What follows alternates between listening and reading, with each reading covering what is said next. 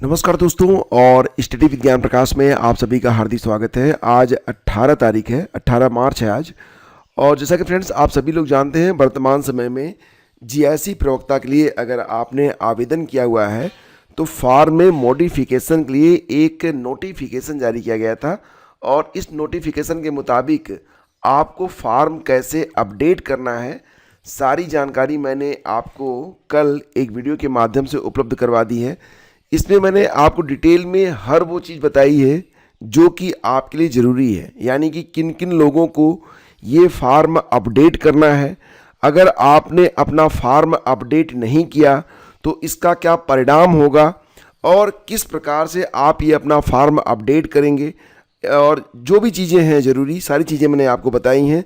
आप चैनल पर जाइए या फिर इस वीडियो का डिस्क्रिप्शन चेक कर लीजिए या फिर पहला कमेंट चेक कर लीजिए या फिर वीडियो के एंड में आपको इस वीडियो का थंबनेल दिखाई देगा, उस पर क्लिक करके ये वीडियो आपको दिख जाएगा। इसको आप एक बार अच्छे तरीके से वॉच कर लीजिए, सारी मुश्किलें, सारी दुविधाएँ आपकी दूर हो जाएंगी और फिर आपके मन में कुछ भी नहीं रहेगा, मतलब सब कुछ बिल्कुल क्लियर हो जाएगा।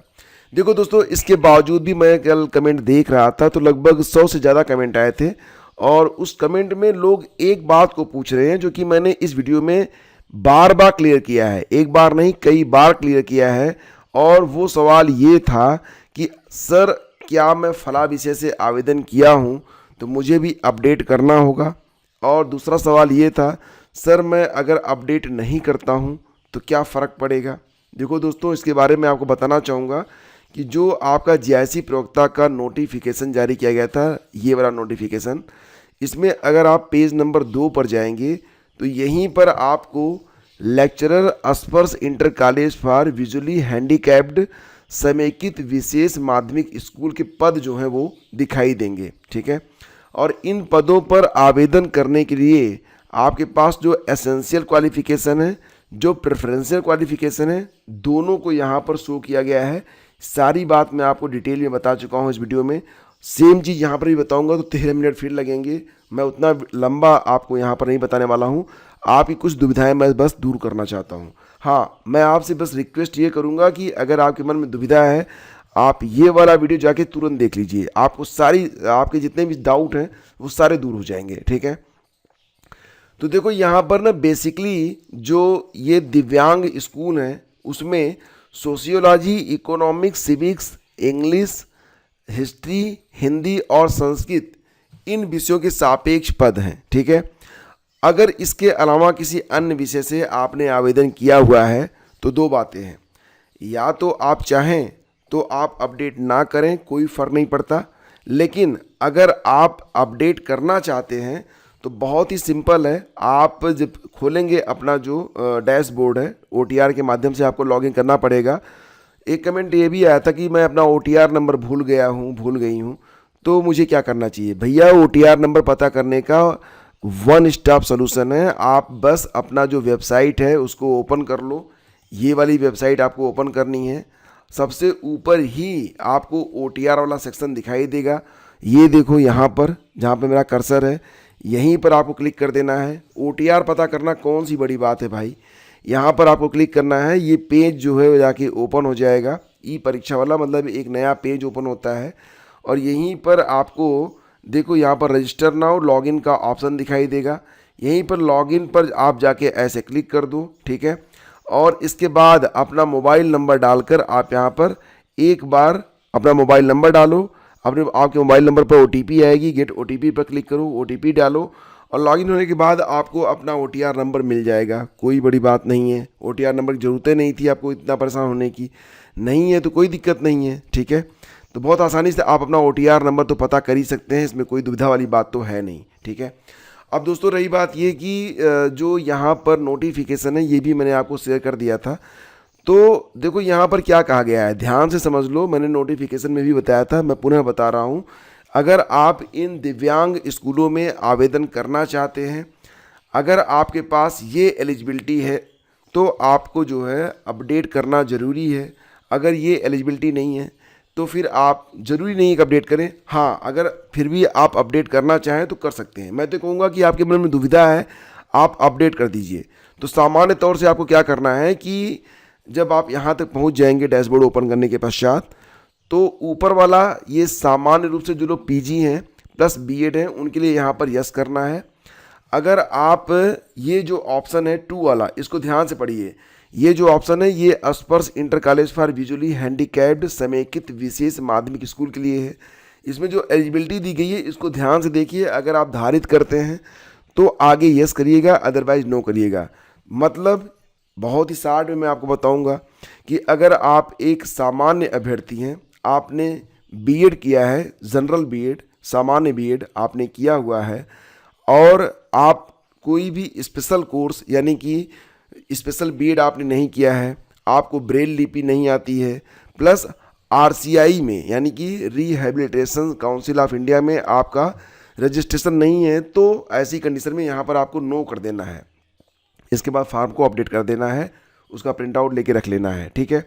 तो बस यही सारी चीज़ें हैं। ये वाला वीडियो वॉच कर लो, सारी बातें दूर हो जाएंगी।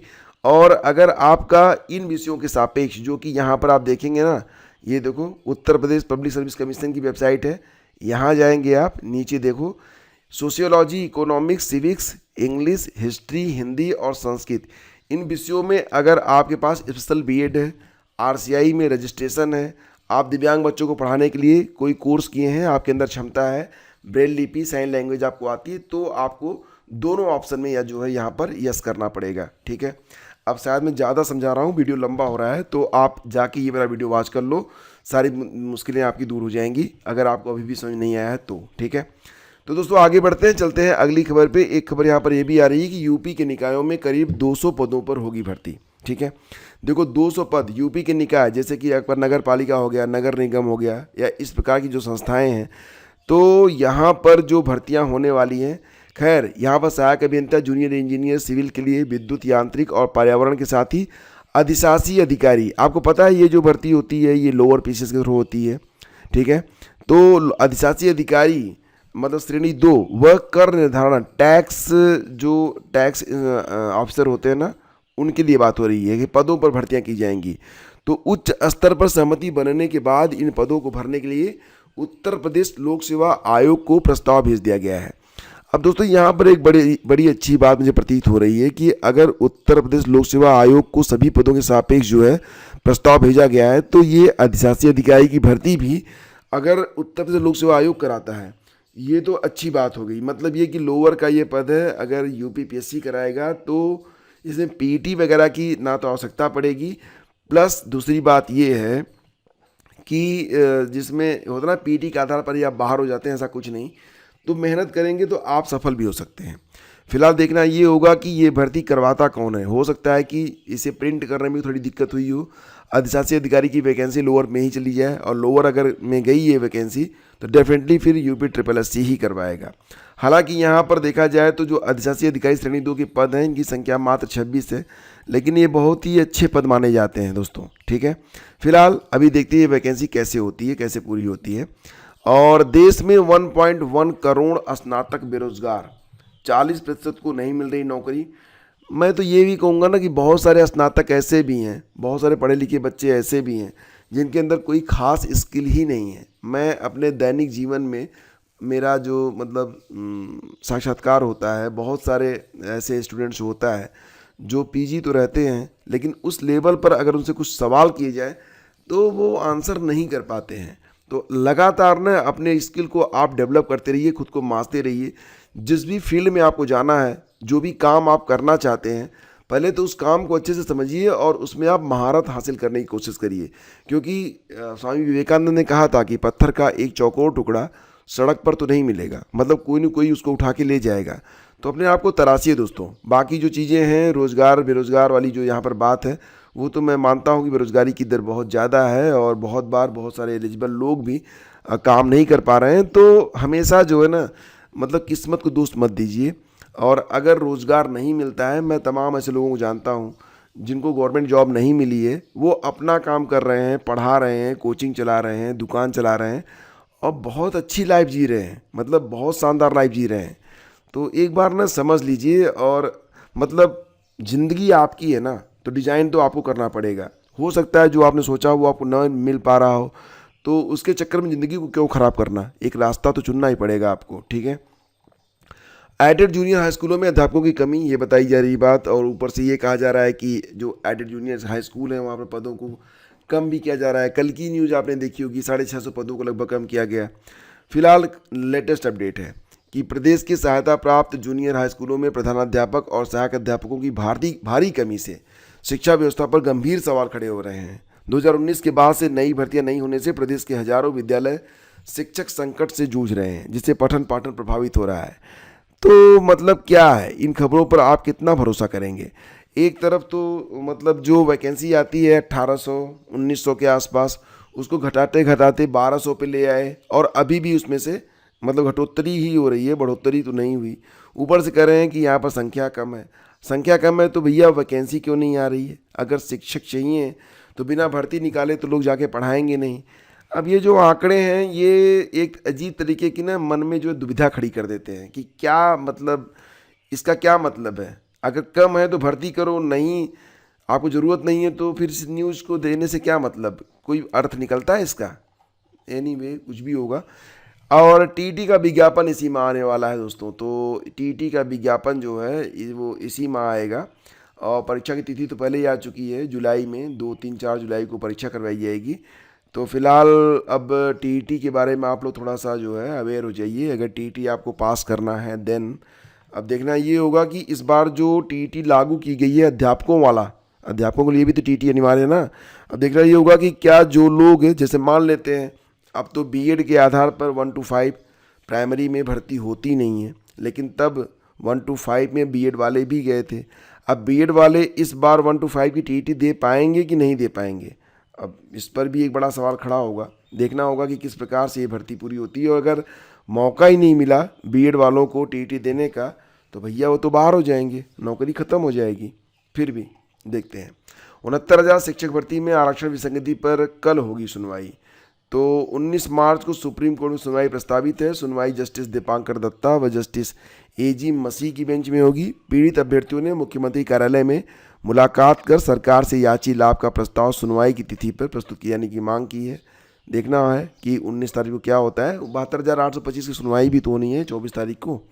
सहायक आचार्य परीक्षा भर्ती परिणाम रद्द करना सही। तो जब ये परिणाम मतलब यहाँ पर बात क्या हो रही है, विज्ञापन संख्या 51 के संदर्भ में बात हो रही है, और आपको पता ही है कि इसका री एग्ज़ाम होना है 18-19 अप्रैल को, जिसकी आपकी क्लासेस भी चल रही हैं। आज आप लोगों को 1857 से लेकर 1950 तक का जो स्वतंत्रता संग्राम वाला पोर्शन है, जो कि विज्ञापन संख्या 51 के जीएस के सिलेबस में है, प्लस जो लोग भी जीआईसी, जीटीसी, एचईओ दे रहे हैं उनके भी सिलेबस में है।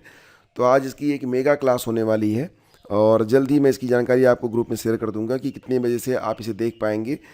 तो मतलब ये 1 शॉट होगा, आप इसे बम शॉट भी कर सकते हैं। तो सहायक आचार्य परीक्षा भर्ती जब रद्द हुआ था ना, तो इसको लेकर भी जो लोग इसमें सफल हुए थे वो कोर्ट में गए थे, लेकिन कोर्ट ने फिलहाल ये कहा कि रद्द करना सही था, क्योंकि मतलब इसमें धांधली तो हुई थी, कई लोग पकड़े भी गए थे। मैंने आपको बताया भी था जब ये भर्ती रद्द हुई थी तो इसमें कई लोग पकड़े गए थे, और मतलब किस लेवल पर यहाँ पर धांधली की गई थी सब आपको पता है। तो फिलहाल तो कोर्ट ने सही किया, कोर्ट ने बताया कि भैया रद्द हो गया तो रद्द करना ज़रूरी था, और इस प्रकार की धांधली कब तक आप झेलेंगे। तो दोस्तों ये थी आज की पूरी अपडेट। थैंक यू हमसे जुड़ने के लिए। मिलते हैं आपसे अगले वीडियो में। और देखो क्या है ना कि आवाज़ में थोड़ी सी आपको बॉस ट्रबल में दिक्कत दिखाई दे रही होगी, बिकॉज ऑफ जुकाम में क्या होता है पता नहीं कैसी आवाज़ हो जाती है, लेकिन फिर भी मैं लगा हुआ हूँ आपके लिए। मुझे आपके इस समय की परवाह है। मुझे पता है कि जो भी बच्चे जुड़े हुए हैं इस चैनल से अपने एग्ज़ाम के लिए, तो ख़राब आवाज़ में ही सही, लेकिन मैं उनको कंटेंट की डिलीवरी तो दूंगा। मैं आपको कंटेंट देता रहूँगा, ठीक है। मिलते हैं आपसे अगले वीडियो में। हाँ, आज हिस्ट्री वाली क्लास बहुत इंपॉर्टेंट रहेगी और बहुत मज़ेदार भी रहने वाली है, बिल्कुल कहानी रहने वाली है। अगर हिस्ट्री आपके लिए मतलब समझ में नहीं आती है ना, तो आज के बाद हिस्ट्री को आपसे और आपको हिस्ट्री से डैश डैश डैश हो जाएगा। Okay, thank you.